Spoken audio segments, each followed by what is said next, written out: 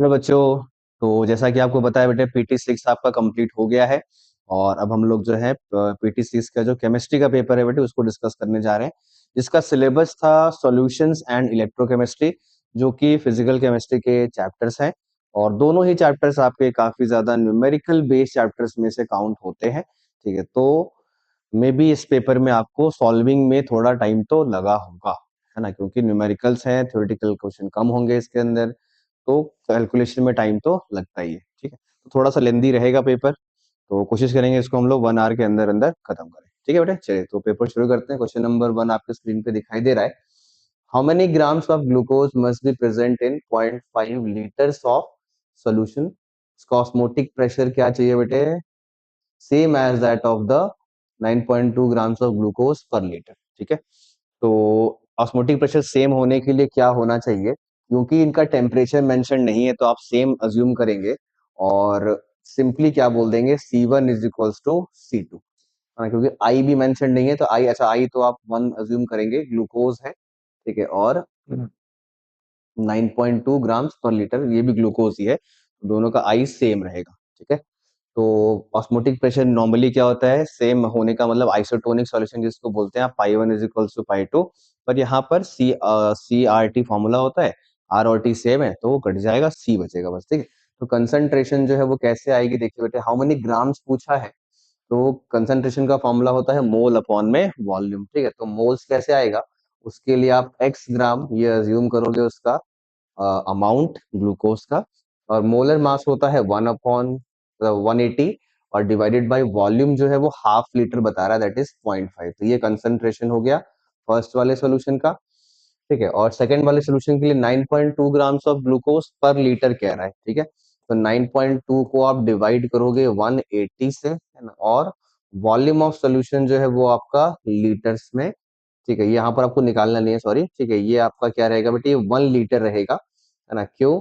Because पर litre बोल रहा है, पर लीटर का मतलब 1 लीटर की बात हो रही है। ठीक है, तो बस इसको सॉल्व करना है। ये सॉल्व करना उतना भी टफ नहीं है ना, आप इसको कट करेंगे और एक्स की जो वैल्यू है वो क्या हो जाएगी, 9.2 मल्टीप्लाइड बाई 0.5। ठीक है, तो ये आपका 4.6 आएगा बेटा। ठीक है, तो आंसर जो है फर्स्ट क्वेश्चन का हो जाएगा 4.6 ग्राम्स। ओके, चलिए नेक्स्ट क्वेश्चन पे आते हैं। 0.5 ग्राम सॉल्यूट है, 25 ग्राम सॉल्वेंट का बॉइलिंग पॉइंट एलिवेट किया गया 1 केल्विन से, तो बॉइलिंग पॉइंट एलिवेशन कांस्टेंट। तो अगेन ये सॉल्यूशन चैप्टर का क्वेश्चन है बेटे, जिसमें कि one of the qualitative properties होती है delta TB, that is elevation in boiling point, ना, और IKBM। ठीक है, ये फॉर्मूला होता है। डेल्टा टीबी आपको दे रखा है 1 केल्विन, है ना। 1 केल्विन हो या फिर 1 डिग्री सेल्सियस हो, उससे फर्क नहीं पड़ता है, बिकॉज टेम्परेचर जो है चेंज जो है वो केल्विन और डिग्री सेल्सियस में क्या होता है बेटे, सेम होता है। ओके, आई की वैल्यू जो है वो आप 1 लेंगे बिकॉज मेंशन नहीं है। ठीक है, के भी आपसे पूछा गया है, और मोलैलिटी जो है वो क्या होगी, number of moles of solute, जो कि होगा 0.5/100 divided by molar, sorry, mass of the solvent, है ना। और वो भी किस में होना चाहिए बेटे, केजी में। मास ऑफ द सॉल्वेंट जो है वो 25 ग्राम दे रखा है आपको, है ना, उसको 1000 से डिवाइड करके किलोग्राम में कन्वर्ट करेंगे, और आपको यहाँ से केबी को सॉल्व करना होगा, फिर आपको आंसर मिल जाएगा। ठीक है, चलिए तो सॉल्व कर लीजिएगा बेटे इसे। अब नेक्स्ट क्वेश्चन पे आते हैं हम लोग। Molarity of 900 gram of water. देखो बेटे, 900 ग्राम हो या फिर 9 ग्राम हो या फिर 0.9 ग्राम हो, इट डजेंट मैटर कि अमाउंट क्या लिया गया है। सिर्फ ये मैटर करता है कि पानी है, पानी की मोलैरिटी इज ऑलवेज 55.55 मोलर। ये एक फैक्ट है। ठीक है, जो कि हमने कैलकुलेट भी किया, डेंसिटी से निकालते हैं। ठीक है, पर ये आपको याद ही होना चाहिए ना, बहुत कॉमनली, बहुत कई बार रिपीटेड रहता है ये। ठीक है, सर्टेन सब्सटेंस है टेट्रामराइज। टेट्रामराइज का मतलब क्या हो, 4 मॉलिक्यूल जुड़ करके एक बनेगा बेटे, टू एन एक्सटेंट ऑफ 80%। ठीक है, तो पहले हम लोग आई फैक्टर ही निकाल लेते हैं, बिकॉज जरूरत तो पड़ेगी ही, है ना। ठीक है, तो कैसे निकालेंगे, देखिए उसके लिए आपको क्या करना होगा, 4 मॉलिक्यूल्स ऑफ ए जो है वो जुड़ करके क्या बना रहा है, AN बन रहा है, एक मॉलिक्यूल AN का। तो इनिशियली आप 1 अगर अज्यूम करते हो, ठीक है, इसका अमाउंट इनिशियली 1 मोल है, तो 1 मोल में से 80% जाएगा, तो ये बच जाएगा कितना बेटे, 1 - 0.8। करेक्ट है, 80% चला गया। अब देखो 4 से 1 बनता है तो 0.8 से बनेगा बेटे कितना, 0.2। ठीक है, जिससे कि जो आई फैक्टर है वो क्या हो जाएगा आपका, इन सभी को आप ऐड करोगे और डिवाइड करोगे किससे, 1 से। ओके, तो 1 माइनस 0.8 प्लस 0.2, ठीक है, ये कितना हो जाएगा, 1 माइनस 0.6 हो जाएगा, ये डिवाइडेड बाई 1, तो ये हो रहा है बेटे क्या आपका 0.4। तो ये आपका आई फैक्टर है इस ए सब्सटेंस का, ठीक है। तो मोलर मास पूछा गया आपसे, आपसे फ्रीजिंग पॉइंट का क्वेश्चन है, तो फ्रीजिंग पॉइंट के लिए फॉर्मूला लगाते हैं, delta T F is equal to I K F है, तो डेल्टा टी एफ 0.3, के एफ की वैल्यू 1.86, ठीक है, और आई जो है वो मिस हो गया बेटा, आई भी लिखना है आपको 0.4 आई के एफ और एम, है ना। और एम जो है वो क्या है, मोलैलिटी, मोलैलिटी कैसे आता है, मोल्स ऑफ सॉल्यूट, जो कि 2.5 ग्राम्स ऑफ ए है, तो that will B 2.5 divided by molar मास जो कि आपको निकालना है, और divided by mass of the solvent जो कि 100 ग्राम्स है, जिसको आप केजी में करोगे तो वो 0.1 केजी आएगा, ठीक है। तो इसको सॉल्व करना होगा बेटा, आपको आंसर मिल जाएगा, ठीक है। ये भी आपका कैलकुलेशन थोड़ा सा तो होगा ही, इसमें कैलकुलेशन बेस्ड तो है, ये मैंने पहले ही बताया था, ठीक है। सॉल्यूशन चैप्टर से नेक्स्ट क्वेश्चन पे आते हैं। ये तो एक नोट्स बेस्ड चीज आ गई है बेटे, है ना, कि अगर एन मॉलिक्यूल्स ऑफ ए जो है वो जुड़ता है, पॉलीमराइज करता है ना, ए एन बनाने के लिए, तो इसका आई फैक्टर जो है वो नोट्स में आप चेक करेंगे, 1 - alpha plus alpha by N होता है, ठीक है। नेक्स्ट क्वेश्चन पे आते हैं बेटे, 56। ये अगेन सॉल्यूशन चैप्टर से है बेटे, आपसे पूछ रहा है कि पी नॉट बी क्या होगा, vapour pressure of pure P, that is P not be. तो पी टोटल का आपको फॉर्मूला दे रखा है, ठीक है, ये फॉर्मूला है पी टोटल का, जिसका फॉर्मूला होता है बेटे पी नॉट ए एक्स से plus P not B X B. उस एक्स बी को मैं और क्या लिख सकता हूँ, 1 - एक्स ए भी लिख सकता हूँ, ठीक है। क्यों कर रहा हूँ बेटा, बिकॉज पी टोटल में जो एक्स ए है वो आपका यहाँ पर सिर्फ, मतलब जो इक्वेशन गिवन है उसमें सिर्फ एक्स ए है, उसी से आपको कंपेयर करके पी नॉट बी को बताना होगा, ठीक है। तो अगर आप इसको अरेंज करोगे तो टर्म कुछ ऐसा आएगा, एक्स से कॉमन आ जाएगा बेटे, और ये हो जाएगा P not A minus P not B और plus P not B. Now comparing this equation with this equation, compare कर दें अगर, देखो ये टर्म बैठा है कहाँ पे, 0.195 की जगह पे, और ये टर्म आपका बैठा है कहाँ पे बेटे, 0.315 की जगह पे, ठीक है। तो इसीलिए आपका पी नॉट बी ही पूछा गया है, तो डायरेक्ट आंसर क्या हो जाएगा, 315। अगर ए भी पूछता तो इसको रखते आप 0.195 और इसको रखते और सॉल्व करते, फिर आपको पी नॉट ए मिलता, ठीक है। नेक्स्ट 57। अगेन ये बॉइलिंग पॉइंट एलिवेशन का क्वेश्चन है बेटे, डायरेक्ट फॉर्मूला आप लगाओगे क्या, बेंजीन नॉन वोलेटाइल सॉल्यूट है, मेंशन नहीं किया है आई की वैल्यू, तो आई की वैल्यू आप 1 ही लोगे फिर से एक बार, ठीक है। डेल्टा टीबी की वैल्यू है 1, है ना, देखो 1 डिग्री सेल्सियस लिखा है, इसको चेंज नहीं करना होता है बेटे, है ना, क्योंकि क्या बताया था मैंने, चेंज इन टेम्परेचर केल्विन और डिग्री सेल्सियस में सेम होता है, ठीक है। तो 1 डिग्री सेल्सियस के एफ की जो, केबी की जो वैल्यू है वो है 2.53 multiplied by molar mass, molar mass, molality, sorry molality. तो मोलैलिटी कैसे आएगा बेटे, 20 बाई मोलर मास से डिवाइड किया आपने, divided by mass of the solvent, जो कि यहाँ पर पानी नहीं है, बेंजीन है, ठीक है। नॉर्मली पानी होता है पर बेंजीन भी ले सकते हैं, ठीक है। तो molar mass of the solvent नहीं, sorry, mass of the solvent in kg, mass of the solvent in kg, वो आपको रखना है यहाँ पे 0.2। फिर इसको सॉल्व करेंगे, आपको क्या मिल जाएगा बेटे, अगेन मोलर मास, ठीक है। नेक्स्ट, अमाउंट ऑफ CaCl2 पूछा गया है, dissolve in 4 litre of water such that its osmotic pressure is 1 atm at 27 degree Celsius. Osmotic pressure का क्वेश्चन है बेटे, फॉर्मूला फिर से वही लगाएंगे, चार ही फॉर्मूले हैं क्वालिटेटिव प्रॉपर्टी के, है ना, चार, उन्हीं फॉर्मूले का बार बार यूज हो रहा है, ठीक है। तो आई जो है वो क्या है बेटे, डायरेक्टली दे रखा है आपको 2.9, सी जो है वो आपका कंसंट्रेशन, व्हाट अमाउंट, अगर अमाउंट ही पूछ रहा है, ठीक है, तो आपको कंसंट्रेशन वाले जो मोल का टर्म है ना वही निकालना है। कंसंट्रेशन होता है मोल अपॉन में वॉल्यूम, तो मोल 4 है, सॉरी मोल अननोन है, और वॉल्यूम 4 लीटर्स है, ठीक है। तो मोल बाय वॉल्यूम कर दिया आपने, फिर आर कर दिया आपने 0.0821, और टेम्परेचर रख दिया आपने 300 केल्विन, और प्रेशर रख दिया आपने क्या, 1 atm, ठीक है। तो ये मैंने क्लास में भी सिखाया है कि प्रेशर एटीएम में है, वॉल्यूम आपका जो मेजर्ड है कंसंट्रेशन वाला वो लीटर में है, दैट इज वाई आप आर की वैल्यू क्या लेते हैं, 0.0821 लेते हैं, ठीक है। इसको सॉल्व करना होगा, अगेन आपको नंबर ऑफ मोल्स मिलेगा और नंबर ऑफ मोल्स को उसके मोलर मास से मल्टीप्लाई करना होगा जो कि 111 होता है, ठीक है। तब आपको क्या मिलेगा बेटे, ग्राम्स में आंसर मिलेगा, ठीक है। तो अगेन कैलकुलेशन है, ठीक है। नेक्स्ट, इनमें से कह रहा है कि बॉइलिंग पॉइंट किसका ज्यादा अच्छा, ये तीन स्टेटमेंट्स आपको चेक करना है बेटे, कौन सा इसमें सही है कौन सा गलत है, ठीक है। करेक्ट ही पूछा है, हाँ। तो पहला कह रहा है 0.01 molar solution is higher boiling point than 0.01। देखो अगर कंसंट्रेशन सेम होता है, ठीक है, तो आपका जो बॉइलिंग पॉइंट एलिवेशन है और बॉइलिंग पॉइंट भी सॉल्यूशन का, वो डायरेक्टली प्रोपोर्शनल होता है बेटे किसके, आई फैक्टर के, ठीक है। कंसंट्रेशन अगर टेम्परेचर सेम है तो ये आई फैक्टर पे डिपेंड करता है, और Tb dash minus Tb directly proportional to i, ठीक है।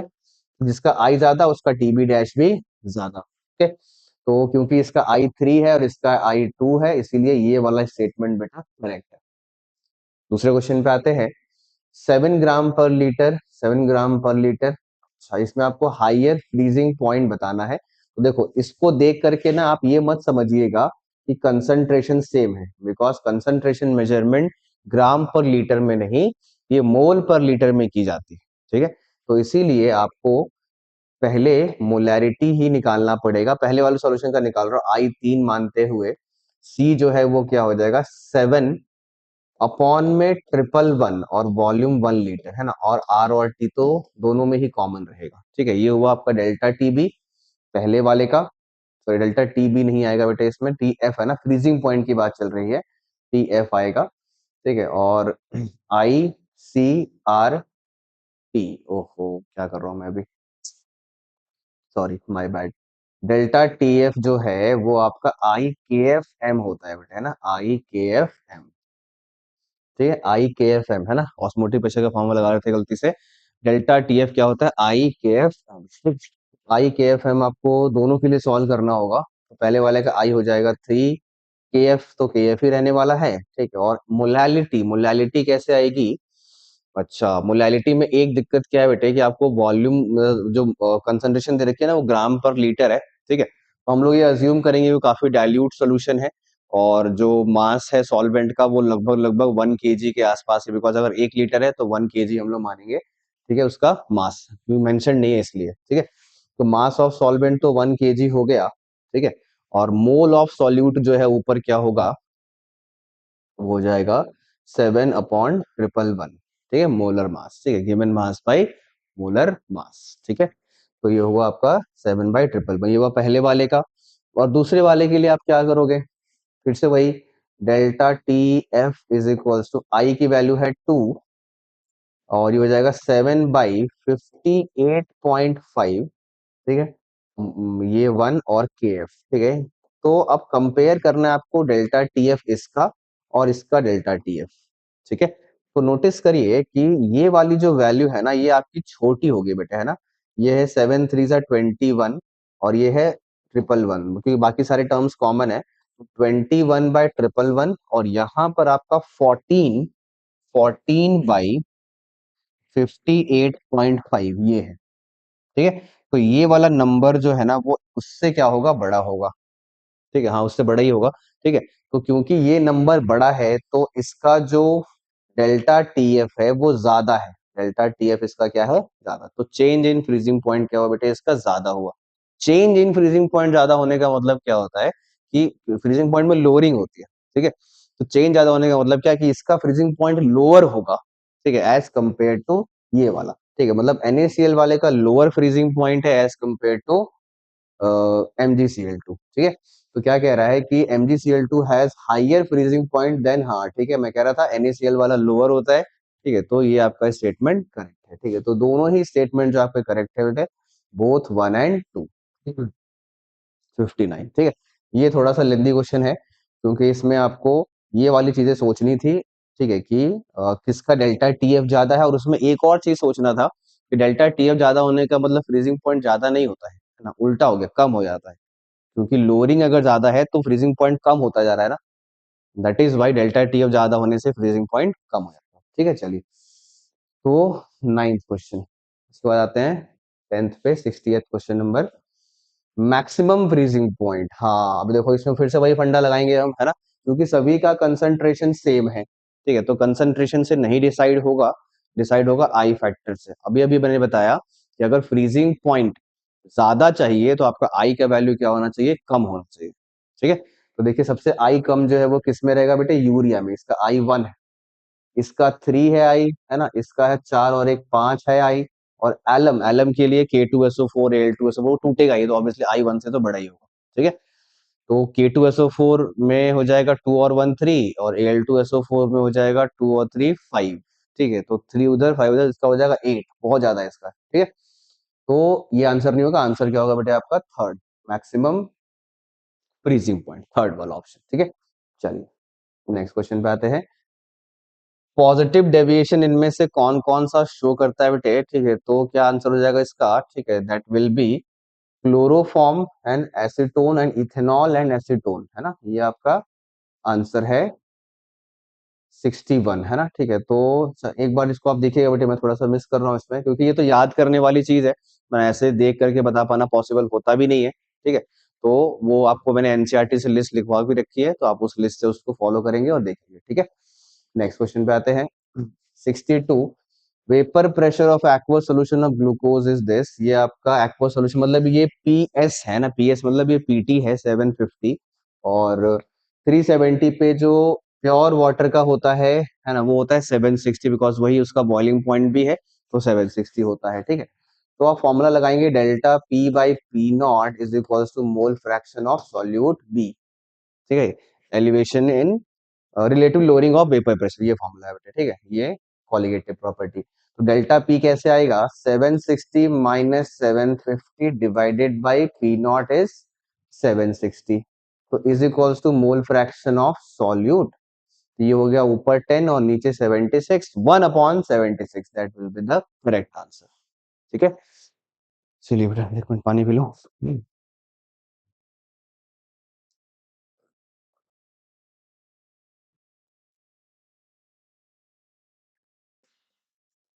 चलिए नेक्स्ट क्वेश्चन पे आते हैं, 62 के बाद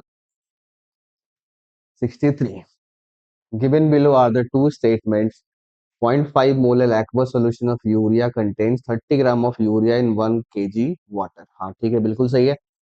0.1 मोल का क्या मतलब होगा कि 1 मोल होगा 1 kg पानी में, 1 मोल होगा 1 kg पानी में, ठीक है। तो हाफ मोल का क्या मतलब होगा कि हाफ मोल होगा 1 kg पानी में, ठीक है। तो 1 kg पानी में हाफ मोल यूरिया, यूरिया का मोलर मास होता है 60 ग्राम, हाफ मोल का मतलब 30 ग्राम, तो ये correct. Solution containing 1 mole of solute in 1000 gram of solvent is called 1 molar, हाँ ठीक है, बिल्कुल करेक्ट है बेटे।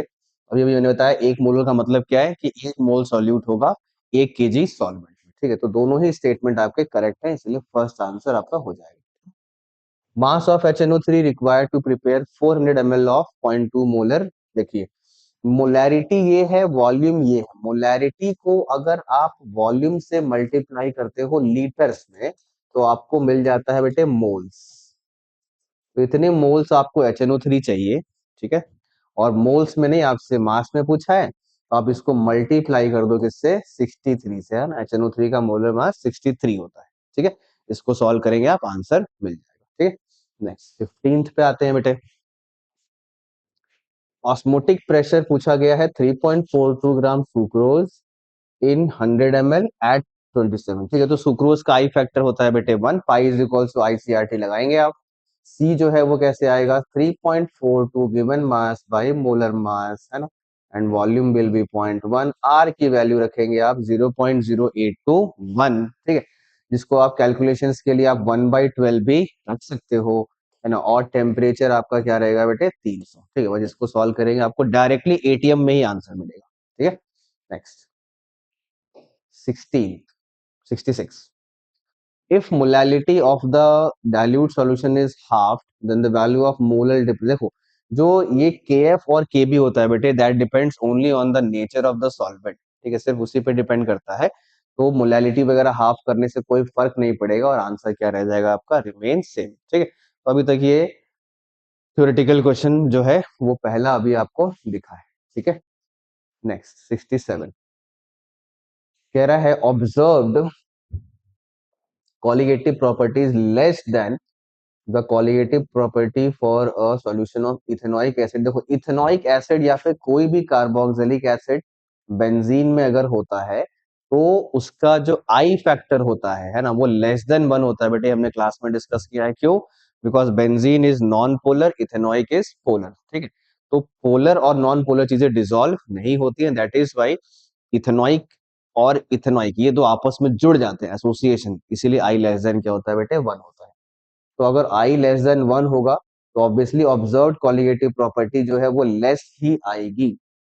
ठीक है, तो ये आपका करेक्ट हुआ, क्योंकि कॉलिगेटिव प्रॉपर्टी डिपेंड करती है नंबर ऑफ पार्टिकल्स पे, तो वो कम हो गया जुड़ने के कारण। ठीक है, तो इसलिए कम आएगा। For KCl NaCl MgSO for the value of bond is close to 2 as the solution becomes very dilute। हाँ बिल्कुल सही है बेटे। सॉल्यूशन डाइल्यूट होने का मतलब क्या है कि और ज्यादा टूटता जाता है, अगर तो थोड़ा बहुत भी अगर कम टूट रहा होगा तो पूरा ही टूटेगा डाइल्यूट सॉल्यूशंस में। ठीक है, तो सभी के लिए आई की वैल्यू क्या है? 2 है। Osmotic pressure is used to determine the molar mass of macromolecule. ठीक है, बिल्कुल फैक्चुअल बात है बेटे। ये एनसीईआरटी क्वेश्चन भी है कि हम लोग कौन सी प्रॉपर्टी को यूज करते हैं ताकि आप मोलर मास डिटरमाइन कर सके, तो आंसर क्या है? Osmotic pressure. ठीक है, तो इसीलिए आपका तीनों ही स्टेटमेंट करेक्ट है, ए, बी और सी। 67। नेक्स्ट 68, एजियोट्रोपिक मिक्सचर जो है वो बॉयल होता है बाय डिस्टिलिंग मिक्सचर। अच्छा देखो इसमें तो कुछ भी नहीं होगा बेटा, है ना? Neither ethanol nor water. Why? Because ये जो एजियोट्रोपिक मिक्सचर होता है उसके अंदर एक फैक्चुअल बात है क्या, कि इसके कंपोनेंट्स को आप सेपरेट नहीं कर सकते by the method of fractional distillation. ठीक है, इनका बॉइलिंग पॉइंट कांस्टेंट होता है, इसे हम लोग कांस्टेंट बॉइलिंग पॉइंट मिक्सचर्स भी बोलते हैं। ठीक है, किसी को भी सेपरेट नहीं किया सकता, है ना? ये थ्योरेटिकल क्वेश्चन है। नेक्स्ट 69 पे आते हैं। अब आ गया बेटे आपका इलेक्ट्रोकेमिस्ट्री। ओके, इलेक्ट्रोकेमिस्ट्री में कह रहा है कि इनमें से कौन सा इजीली लिबरेट कर देगा हाइड्रोजन? ठीक है, कहां से? एसिड से। देखो हाइड्रोजन निकालने के लिए क्या चाहिए बेटे? हाइड्रोजन से ज्यादा रिएक्टिव मेटल चाहिए आपको। ठीक है, और वो रिएक्टिव मेटल होने के लिए ई नॉट की वैल्यू जो है वो क्या होनी चाहिए? नेगेटिव। रिडक्शन पोटेंशियल क्या होना चाहिए? नेगेटिव होना चाहिए। ठीक है, तो इसीलिए जो नेगेटिव है देखिए वो सिर्फ और सिर्फ क्रोमियम वाला है, तो आंसर क्या हो जाएगा बेटे आपका? Cr3+। वैसे Cr3+ भी नहीं होगा। ठीक है, वो एग्जैक्टली तो Cr होगा ना, बिकॉज रिएक्शन जो है वो कुछ ऐसी होगी, Cr+HCl गिव CrCl3 और H2 निकल जाएगा। ठीक है, तो Cr3+ तो नहीं है, पर क्रोमियम है ऑप्शन में तो कर सकते हैं आप। ठीक है, next 70, the cell constant of a conductivity cell is defined as. ठीक है, अच्छा देखिए बेटा इनमें से आपको ऑप्शंस देखना है, तो सिग्मा जो है वो आपका सेल कांस्टेंट है, जिसको हम लोग जी स्टार से दिखाते हैं नॉर्मली क्लासेस में। ठीक है, और और क्या है? जी कंडक्टेंस है, ये तो सही है। ठीक है, आर क्या है? रो रेजिस्टेंस है। ठीक है, और के क्या है बेटे? कंडक्टिविटी। ठीक है, तो कुछ ना करिए, जो फॉर्मूला आपको पता है उसी को हम लोग थोड़ा सा मैनिपुलेट करेंगे और देखेंगे क्या होता है। तो R dot K is equal to G star हम पढ़ते हैं। ठीक है, जी स्टार को यहाँ पर सिग्मा से दिखा रहे हैं। ठीक है, पहला ऑप्शन चेक करें क्या सही है। तो sigma is equals to rho by R. Sigma is equals to rho by R, नहीं पाई आर तो कभी नहीं सकता, बिकॉज आर ऊपर है यहाँ पर और सिग्मा यहाँ पर, तो ये प्रोपोर्शनल है। ये इनवर्सली बता रहा है, ये नहीं हो सकता बेटा, ये कट गया। ठीक है, sigma is equals to G into K. G into के, ठीक नहीं, के बाई जी होगा ना, बिकॉज जो आर है उसको अगर आप कंडक्टेंस के टर्म में लिखना चाहें तो उसको 1/g लिखेंगे। ठीक है, तो वो g इंटू के नहीं, वो k बाई जी होगा, k बाई जी। ठीक है, तो ये भी करेक्ट इनकरेक्ट हो गया। अब बचता है सिग्मा इज इक्वल टू जी रो और दोनों का इनवर्स, तो हाँ ये सही होगा, बिकॉज ये है g और इसको आप लिख सकते हो 1/रो। तो देखो ये करेक्ट है, जी रो का अगर आप इनवर्स कर देंगे तो वही क्या बन जाएगा? आपका सिग्मा बन जाएगा। ठीक है, तो ये करेक्ट है आपका third option, question number 70, electrochemistry है ना।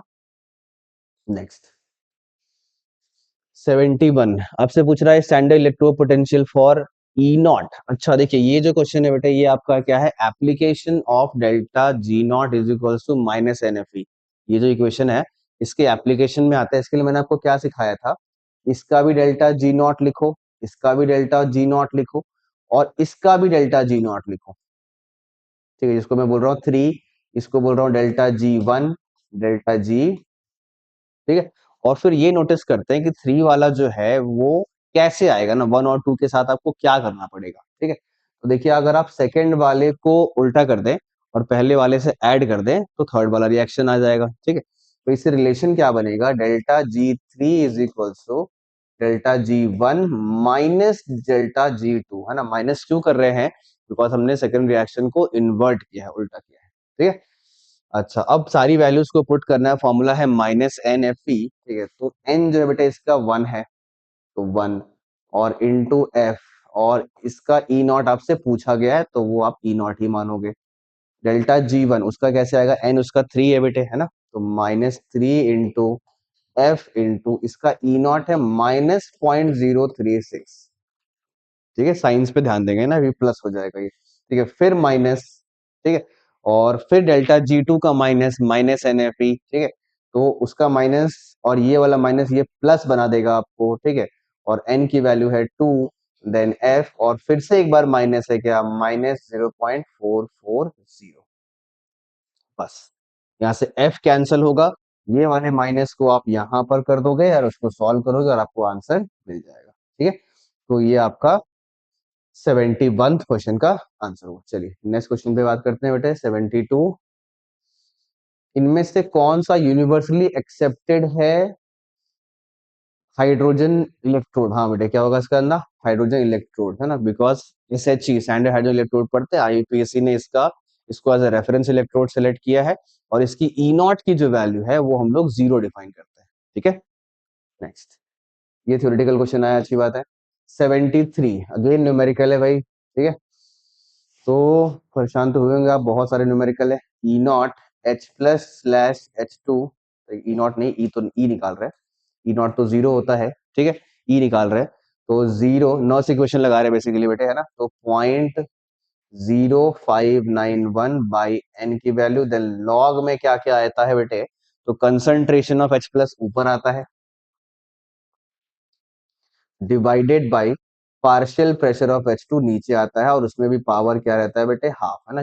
रिएक्शन क्या होती है, H प्लस, ठीक है, प्लस इलेक्ट्रॉन, अच्छा sorry my bad, H plus plus electron तो उल्टा होगा बेटा, है ना, क्योंकि रिडक्शन फॉर्म में हम लोग नर्स इक्वेशन अप्लाई करते हैं, ठीक है। तो H plus plus electron gives क्या, हाफ H2, तो PH2 ऊपर आएगा, है ना, और H प्लस नीचे आएगा, पर उसको मैंने चेंज करने के लिए यहाँ पर क्या कर दिया, प्लस कर दिया, एक ही बात है ना, प्लस कर देंगे तो उल्टा हो गया वो, ठीक है। अब क्या करेंगे हम लोग, आपको पीएच दे रखा है 0.1, तो पीएच क्या होता है ये याद करिए। तो पीएच होता था क्या, पीएच होता है आपका minus log of H plus, minus log of H plus, ठीक है।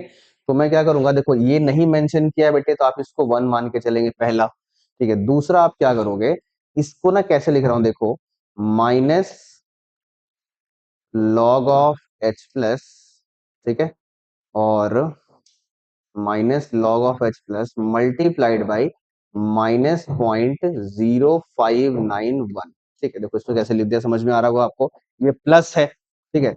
तो प्लस के लिए मैंने क्या किया, यहाँ पर माइनस और यहाँ पर माइनस, इससे ये प्लस हो गया, ये 0.0591 और ये लॉग ऑफ एच प्लस, ठीक है। ये minus log of H plus जो है यही आपका पीएच है बेटे, और यही आपको 0.1 दे रखा है। तो 0.1 को आप मल्टीप्लाई करोगे माइनस ऑफ 0.0591 से, तो आंसर क्या हो जाएगा, माइनस माइनस 0.00591, ठीक है। तो ये आपका आंसर बनेगा बेटे 00591, ठीक है। तो ये अगेन आपका न्यूमेरिकल है। नेक्स्ट क्वेश्चन पे आते हैं बेटे, लैम्डा एम नॉट पूछा है बेटे, अच्छा ये आपका Kohlrausch law of independent migration of ions, ठीक है। Kohlrausch law of independent migration of ion, जिसमें हम लोग क्या करते हैं, इसका लैम्डा नॉट लाना है बेटे, तो आपको Al3 plus plus 3 times of OH minus ये करना होगा, ठीक है। तो lambda M not Al3 plus plus lambda M not, ठीक है, plus lambda M not of OH minus multiplied by 3, ठीक है। तो ये आपका AlOH होल थ्राइस का आएगा। तो इसके लिए आप क्या क्या करोगे, जो जो आपको दे रखा है उसका भी लिखना पड़ेगा, है ना, और जो चाहिए उसके हिसाब से आपको उसको मल्टीप्लाई डिवाइड करना पड़ेगा इक्वेशंस को, ठीक है, कुल रॉस लॉ। तो इसका आप लिखोगे क्या, twice of Al3 plus into twice of Al3 plus plus thrice of SO4 2 minus, ठीक है, इज इक्वल्स टू दिस। अब क्योंकि यहाँ पर Al 2 है, Al 2 है, दैट इज वाई आपको क्या चाहिए बेटे, वहां पर Al 1 चाहिए, तो Al 1 के लिए आप क्या करोगे, इसको 2 से डिवाइड करोगे, ठीक है। तो देखो मैं पूरा लिखने की जगह ना मैं थोड़ा सा इसको शॉर्ट में करने की कोशिश कर रहा हूँ, आपको भी सिखा रहा हूँ कि कोफिशिएंट्स के ऊपर नोटिस करो और उसके साथ वो करो जो वो चाह रहे हैं, मतलब है ना। तो आपको दिख रहा है यहाँ पर कोफिशिएंट Al का 1 है जो चाहिए और यहाँ पर 2 है, तो ऑब्वियसली इसकी इक्वेशन को आपको 2 से डिवाइड करना होगा, तो इसका जो लैम्डा m है वो भी 2 से डिवाइड होगा, ठीक है। फिर देखो क्या है, OH आपको 3 चाहिए और OH यहाँ पर एक ही जगह है, वो यहाँ पर है, तो इसका मतलब ये वाला आपका 3 से मल्टीप्लाई होगा तभी बात बनेगी, ठीक है। Al और OH तो हमने सेट कर दिया, ठीक है। अब ये भी नोटिस करना है कि बाकी चीजें कैंसिल भी होनी चाहिए, ठीक है। तो उसके लिए क्या करना पड़ेगा, देखिए जो आपका NH4 प्लस है ना, ठीक है, जो आपका NH4 प्लस है, ठीक है, वो कैसे कैंसिल होगा, उसके लिए आपको क्या करना पड़ेगा बेटे, इस वाले को ना 3/2 से मल्टीप्लाई करना पड़ेगा, है ना। क्यों, बिकॉज NH4 को आपने 3 से मल्टीप्लाई किया था, ठीक है, तो इसमें भी आपको 3 NH4 प्लस चाहिए और यहाँ पर 2 पहले से है, तो 2 और 2 कटेगा, 3 बचेगा, ठीक है। ये करते ही आप ये पाएंगे कि अब आपका सल्फेट भी कैंसिल हो जाएगा, ठीक है। और उसके लिए करना क्या पड़ेगा बेटे, आपको इस वाले इक्वेशन को रिवर्स करना पड़ेगा और पहले वाले और दूसरे वाले को जोड़ना पड़ेगा, क्योंकि Al यहाँ है, OH यहाँ, ये जुड़ेगा, है ना, और ये वाला इक्वेशन क्या होगा, माइनस, ठीक है। तो मैं फाइनल आंसर लिख रहा हूँ, वो क्या हो जाएगा, 858/2 प्लस 238.3 मल्टीप्लाइड बाई 3 और माइनस 3/2 238.4, ठीक है, 238.4, ठीक है। तो ये आपका थोड़ा बहुत कैलकुलेशन करना होगा बेटे और आपको आंसर मिल जाएगा, ठीक है। इसमें एक फायदा ये भी है कि ये वाला नंबर और ये वाला नंबर दोनों लगभग लगभग सेम है, तो आप कॉमन ही निकाल देना, तो उसको 238.3 ही मान लेना, जिससे कि आपका थोड़ा सा कैलकुलेशन बचेगा, ठीक है।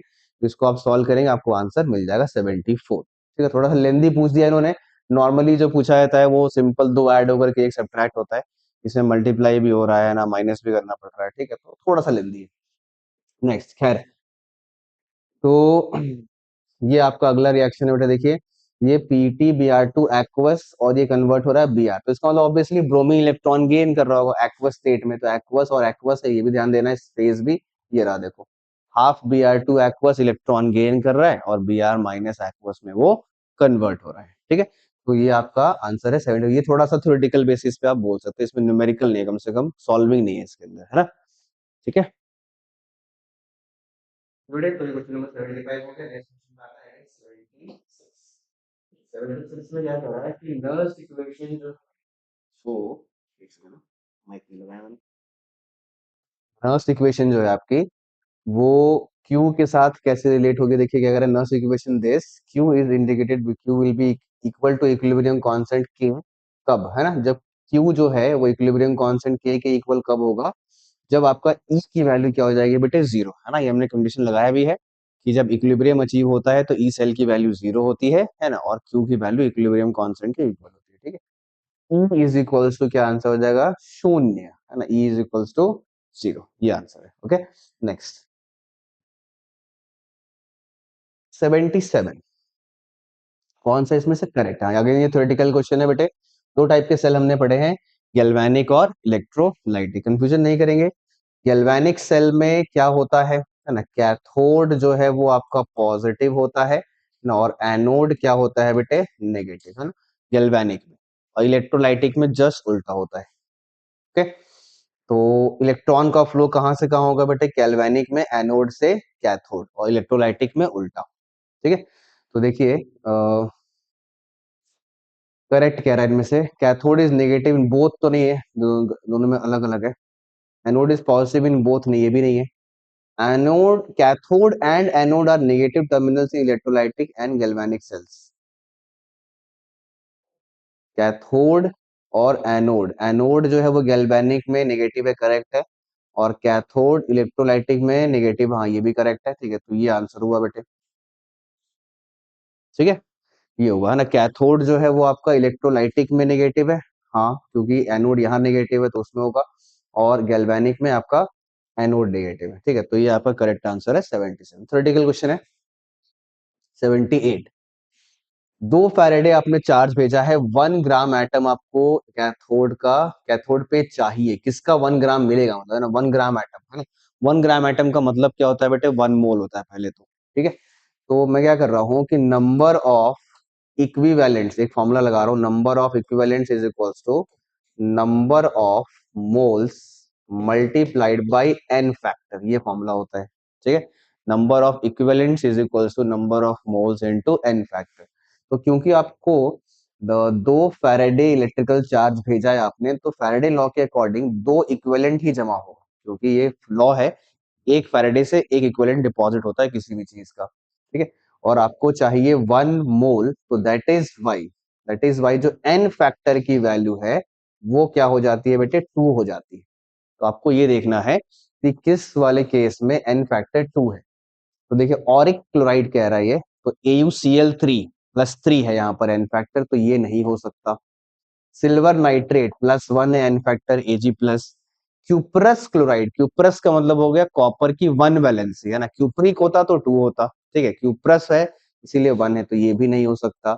जिंक सल्फेट, इसमें Zn की वैलेंसी 2 है, इसीलिए ये आपका आंसर है, ठीक है। Next, limiting molar conductivities is this अच्छा। हाँ ये वाला थोड़ा सा सिंपल आ गया बेटे, वही कुलरॉस लॉ का ही है पर सिंपलर है ना। NaBr का आपको चाहिए, तो ये और ये जुड़ेगा और ये वाला माइनस हो जाएगा, ठीक है। तो ये प्लस ये करेंगे और माइनस ये करेंगे, ठीक है, तो ये प्लस ये माइनस ये करेंगे, 128 आ जाएगा बेटा, है ना, फोर्थ वाला आंसर, ठीक है। ऐसे क्वेश्चन नॉर्मली कुलरॉस लॉ के पूछे आते हैं, पिछला वाला जो पूछा है वो भी है पर थोड़ा सा लेंदी है, ठीक है। नेक्स्ट 80 पे आते हैं बेटे। कह रहा है इसमें से कि mark the incorrect statement for the fuel cells, ठीक है। तो पहला स्टेटमेंट कह रहा है कि it has been used in Apollo space programme and for drinking water supply for astronauts, ठीक है, ये तो करेक्ट है बेटे, है ना। इनकरेक्ट कह रहा है आपसे, ध्यान दीजिएगा। Hmm, okay. Hydrogen and oxygen are bubbled through porous carbon electrodes, ठीक है, पोरस कार्बन इलेक्ट्रोड्स तो होते हैं, ठीक है, ये आपका करेक्ट है ना। इनकरेक्ट कह रहे हैं ये। Catalyst like finely divided platinum और palladium are incorporated into electrodes, हाँ ये भी करेक्ट है भाई। क्यों करेक्ट है, क्योंकि अ, होता क्या है कि ये प्लैटिनम और पैलेडियम जो है ये आपका एक अच्छा गैस का एड्सॉर्बेंट होता है, ठीक है, तो इसीलिए हम लोग कार्बन के इलेक्ट्रोड्स में इसको डालते भी, इनकॉर्पोरेट करते हैं, तो ये करेक्ट है। ये आपका इनकरेक्ट होगा फिर, है ना, एनोड रिएक्शन में फ्यूल्स, हाँ सही है, एनोड रिएक्शन हो ही नहीं सकती भाई, है ना, ये क्या है आपका रिडक्शन रिएक्शन, और रिडक्शन कहाँ होती है बेटे, कैथोड पे होती है, ठीक है, तो इसीलिए ये आपका इनकरेक्ट है। तो आंसर क्या हो जाएगा, fourth, answer will be fourth, okay. Next, compound A जो है वो यूज किया जाता है स्ट्रॉन्ग ऑक्सीडाइजिंग एजेंट की तरह इन, it is a part of lead storage batteries, compound A is, देखो लेड स्टोरेज बैटरी का पार्ट जो है बेटा वो आपका PbO2 होता है और Pb होता है, ठीक है। और ये ऑक्सीडाइजिंग एजेंट की तरह क्यों यूज कर सकते हैं, बिकॉज पीबी अपने +4 ऑक्सीडेशन स्टेट में है PbO2 में, और वो +4 से +2 में जाना चाहता है, रिडक्शन करना चाहता है, इसीलिए वो एक अच्छा ऑक्सीडाइजिंग एजेंट है ना। वो क्यों करना चाहता है, because of the inert pair effect, नीचे की तरफ आते हुए लोअर ऑक्सीडेशन स्टेट की जो वैलेंसी होती है वो स्टेबल होती है, ठीक है। 81, 82 पे आते हैं।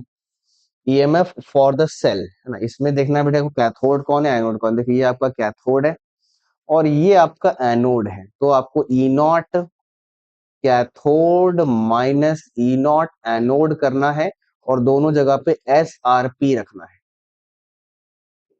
स्टैंडर्ड रिडक्शन पोटेंशियल, तब आपको क्या मिलेगा बेटा, ई नॉट सेल। तो आइए देखते हैं, ये आपको ऑक्सीडेशन फॉर्म में लिखा है रिएक्शन, मतलब इसका ई नॉट जो है बेटा ये रिडक्शन पोटेंशियल नहीं है, ये ऑक्सीडेशन पोटेंशियल है, ठीक है।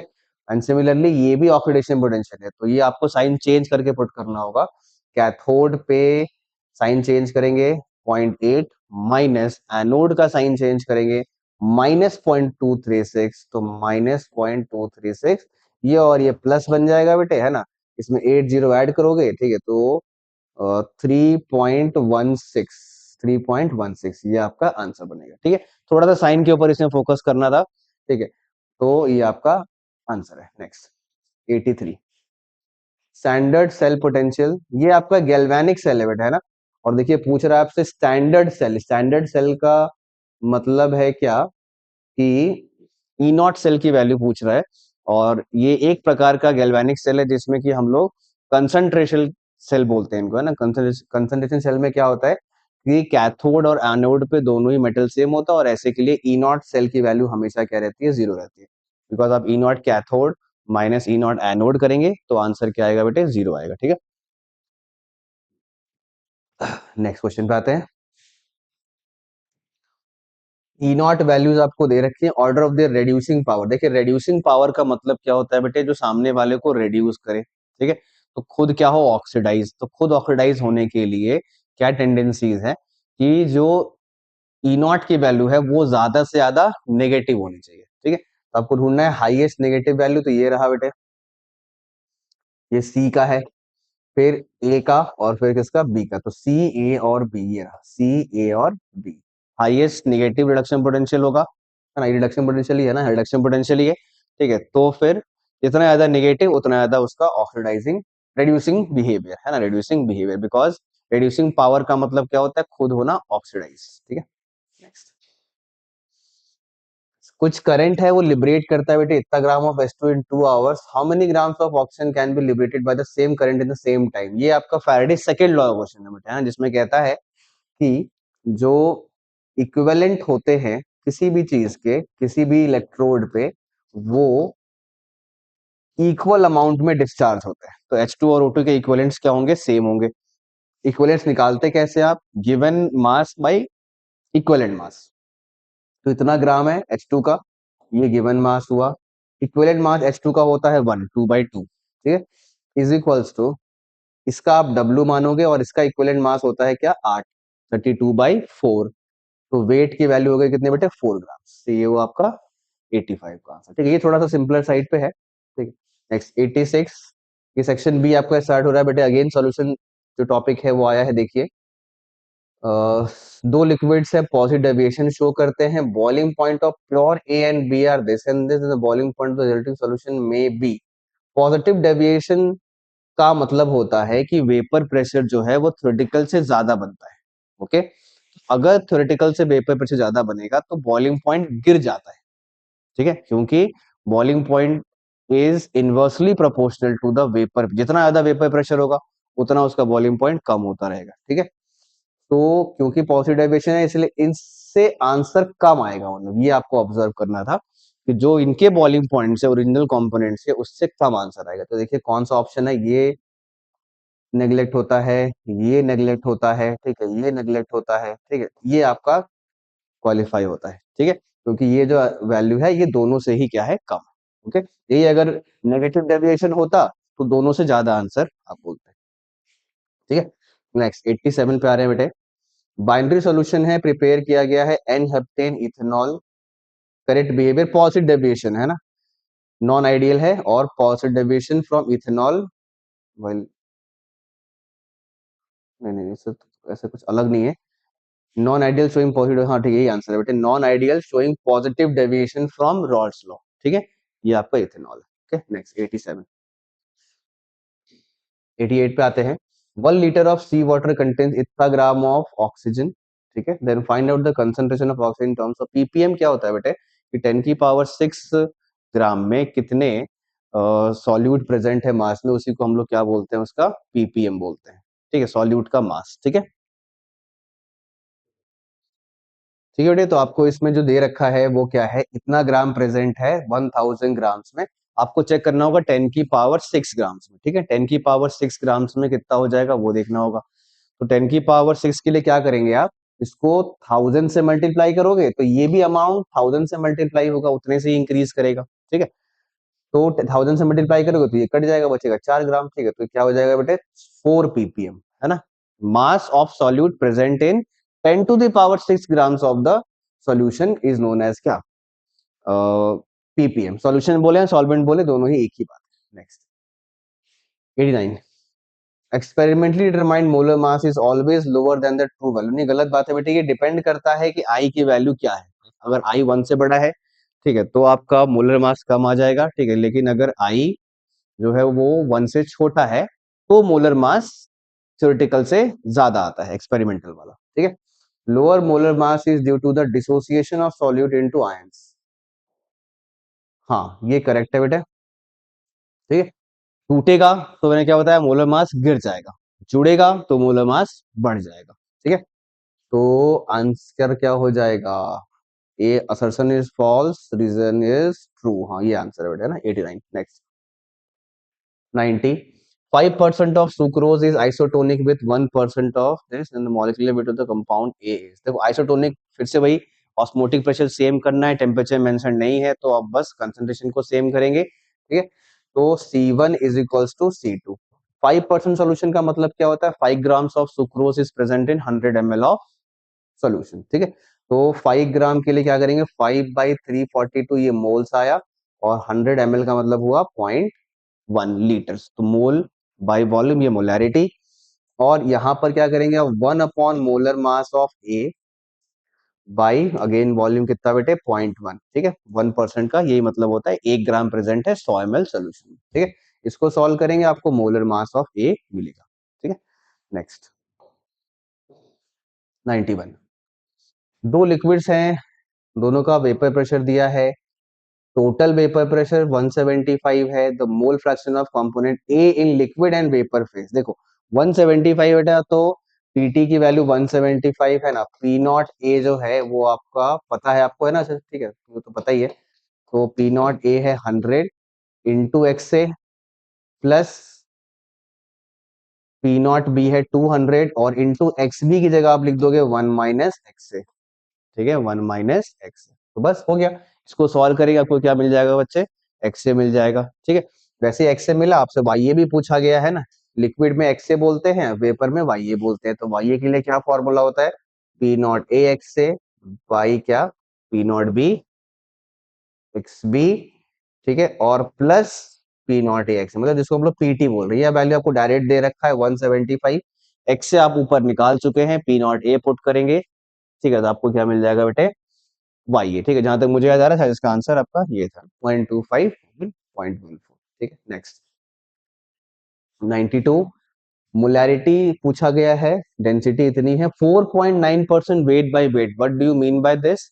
तो इसका मतलब होता है कि 4.9 ग्राम प्रेजेंट है सॉल्यूट का 100 ग्राम ऑफ सॉल्यूशन में, ठीक है। आपसे पूछा है मोलैरिटी, मोलैरिटी का जो फॉर्मूला होता है बेटे वो होता है मोल्स ऑफ सॉल्यूट, ये आएगा कैसे, 4.9/98, ये मोल्स हुआ, और divided by volume of the solution, not mass of the solution. तो वॉल्यूम कैसे आएगी बेटे, ये मास ऑफ सॉल्यूशन है, ये डेंसिटी ऑफ सॉल्यूशन है, ठीक है। तो वॉल्यूम के लिए आप क्या करोगे, मास ओवर डेंसिटी, तो ये हो जाएगा मास, और बाय डेंसिटी, डेंसिटी कितनी है 1.98, ये ml में आएगा, है ना, क्योंकि ये ml में आपका दे रखा है डेंसिटी, ओके। तो आप इसको लीटर में करने के लिए इस पूरे को 1000 से डिवाइड करोगे, वो 1000 चला जाएगा ऊपर, ठीक है। तो ये आपका आंसर हो जाएगा मोलैरिटी का, ठीक है। इसको सॉल्व करना होगा बेटा, देख लीजिएगा सॉल्व करके, जहां तक मुझे याद आ रहा है शायद इसका 0.99 आता है, ठीक है।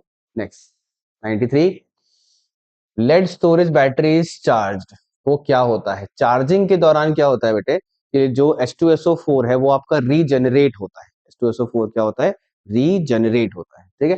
तो ये आपका आंसर है, ये कहाँ से आया है, ये आपका टॉपिक है electrochemistry, that is cell, battery and corrosion. तो उसमें सेल और बैटरी के बारे में आपको पढ़ना होता है कि lead storage one type of the cell है, सेकेंडरी सेल है, जिसमें हम लोग चार्जिंग रिएक्शन और डिस्चार्जिंग रिएक्शन पढ़ते हैं, ठीक है। तो चार्जिंग के दौरान सल्फ्यूरिक एसिड रीजनरेट होता है, एक थ्योरेटिकल क्वेश्चन है बेटा। रिएक्शन याद करनी पड़ेगी, Pb plus PbO2 plus 2H2SO4, ठीक है, गिव्स PbSO4 एंड 2H2O। ये आपकी डिस्चार्जिंग रिएक्शन है, इसको उल्टा करेंगे, ये आपकी बन जाएगी चार्जिंग रिएक्शन, ठीक है। 94, इक्विलिब्रियम कांस्टेंट पूछा गया है बेटे, ई सेल दे रखा है, ठीक है। अच्छा देखो, तो क्वेश्चन तो थोड़े से लेंदी लेंदी पूछ रहे हैं यार, है ना। ई सेल जो है वो क्या होता है, E not cell -0.0592/n log of Q, ठीक है, ये होता है बेटे। तो इसमें आपको पहले ई नॉट सेल निकालना होगा, तब क्यूसी निकलेगा, ठीक है। तो ई सेल की वैल्यू है 0.2905, ई नॉट सेल आपसे पूछा गया है, ठीक है। -0.0592, एन की वैल्यू 2 रहेगी, दिख रहा है साफ साफ, जेड एन से जेड एन टू प्लस वगैरह है ना। देन लॉग में क्या आएगा बेटे, Z N two plus anode पे है, ठीक है, तो इसलिए ऊपर आएगा 0.01, और ये कैथोड पे है तो ये नीचे आएगा 0.001। हाँ, इसको सॉल्व करेंगे, ये तो हो जाएगा, सिंपल है ना। ये 10 बचेगा ऊपर, लॉग 10 होता है 1, ठीक है। तो यहां से आपको मिल जाएगा बेटे E not cell, E not cell, ठीक है। कैसे, इसको इधर लेके जाएंगे, ई नॉट सेल मिल गया। जैसे ही आपको ई नॉट सेल मिला तो आप क्या करोगे, E not cell is equals to 0.0592/2 log of K C, ये फॉर्मूला लगाओगे, लॉग ऑफ के सी, ठीक है।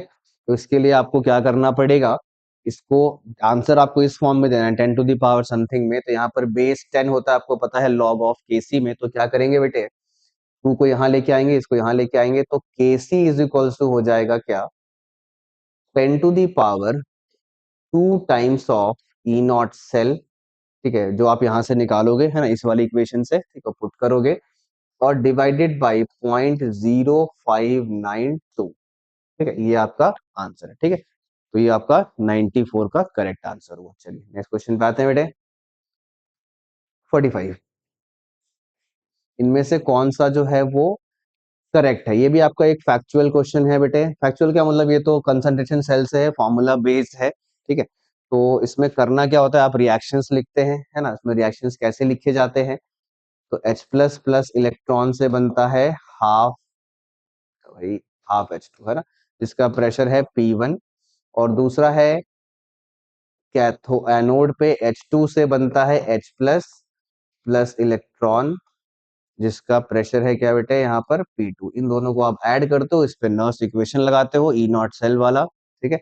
तो E cell is equals to हो जाता है, ई नॉट सेल तो जीरो है ना, बिकॉज दोनों ही सेम है, तो -0.0592/1, ठीक है। अच्छा, 1 की जगह आप 2 भी कर सकते हो, क्योंकि इन्होंने सब में 2 ही किया हुआ है, ठीक है। तो 1 वाले भी ऑप्शन है, 1 वाले भी है, ठीक है, लेकिन 1 वाले में क्या मिसिंग है बेटे, यहाँ पर पावर हाफ होना चाहिए था, क्योंकि ये कोफिशिएंट जो है वो पावर में जाता है, तो इसलिए 1 वाला तो नहीं होगा, 2 वाला ही आंसर होगा, वो हम लोग कर लेंगे अभी। देखिए अभी 1 पे ही कर रहे हैं। लॉग में क्या क्या आएगा, ये आएगा आपका ऊपर और ये आएगा आपका नीचे, ठीक है। तो ये हो रहा है P1/P2, P1/P2, और इस पूरे की पावर क्या आ रही है बेटे, हाफ आ रही है, ठीक है। तो ये हाफ आ गया आगे, तो यहाँ पर आ गया 2, है ना। यहाँ पर क्या आ गया बेटे, यहाँ पर RT/NF के फॉर्म में दे रखा है, और डजेंट मैटर, हमने उसको सॉल्व करके 0.0592 लिख दिया है, ठीक है। तो हाफ आ गया नीचे, तो यहाँ पर 2 आ रहा है, और ये माइनस है, तो ये टर्म को उल्टा करेगा, P2 ऊपर और P1 नीचे, ठीक है। तो ये बनेगा आपका ये वाला, है ना, P2 ऊपर P1 नीचे, ठीक है। ये हो गया बेटे आपका ई सेल। नेक्स्ट कह रहा है डैनियल सेल जो है उसमें अगर एक्सटर्नल 1.1 से कम हो, ठीक है, तब क्या होगा। तो एक्सटर्नल 1.1 से कम होगा बेटे, तो कुछ नहीं, जैसा सेल फंक्शन कर रहा है वैसे ही करेगा, बिकॉज इसकी जो ओरिजिनल ई नॉट होती है खुद की, वो 1.10 होती है। तो अगर आप उससे ज्यादा प्रोवाइड करोगे बाहर से, उससे ज्यादा, तो फिर उल्टा फ्लो होना शुरू हो जाएगा, ठीक है। तो इसलिए ई एक्सटर्नल अगर 1.1 से कम है तो फिर कोई चेंज नहीं होगा, ठीक है। वोल्टेज ड्रॉप होगी लेकिन चेंजेस नहीं आएंगे, ठीक है। तो क्या होगा आंसर बेटे, कि जैसे फ्लो कर रहा था जिंक से कॉपर, वैसे ही होगा, ठीक है।